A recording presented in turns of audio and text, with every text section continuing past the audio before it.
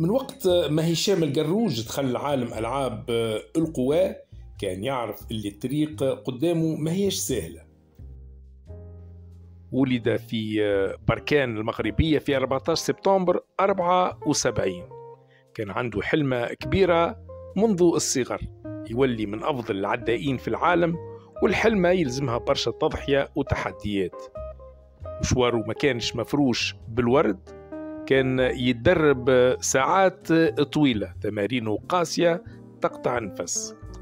كان يعيش أوقات التعب والوجيعة من التمارين الصعيبة والطويلة. ما سلمش، أصر وصبر. قوة النجاح كانت هي اللي تدفعه. نهائي 1500 متر في أتلانتا ما كانش فيه محظوظ، اصطدم بالعداء الجزائري نور الدين المرسلي، طاح وخرج من السباق، لكنه تجاوز الموقف ورجع يتدرب وما هبطش ايديه. بعد الحادثة هشام قرر يبدأ من جديد، يرجع للتدريب بشكل قوي من قبل، وكان عنده إيمان راسخ اللي النجاح يتطلب عزيمة.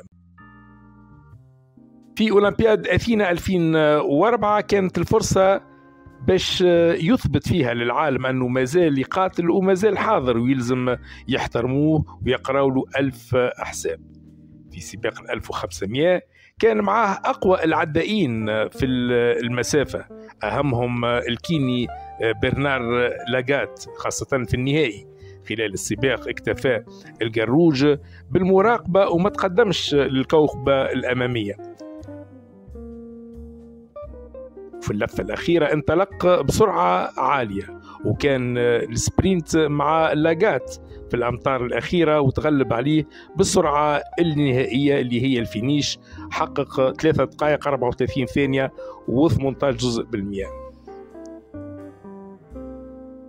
في سباق 5000 متر واجه أسطورة المسابقة هذه بالذات الأثيوبي كينيسيسا بيكيلي اللي كان معروف بقوته.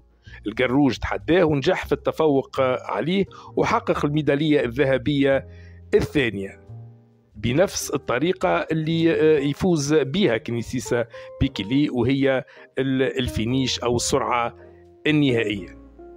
في روما 98 حطم القروج الرقم القياسي العالمي في 1500 بتوقيت 3 دقائق و26 ثانية، والرقم مازال صامد لحد اليوم، وكان دليل على أنه التعب والجهد كان يستحق، وأنه القروج كان فعلا واحد من أفضل العدائين في تاريخ مضمار ألعاب القوى.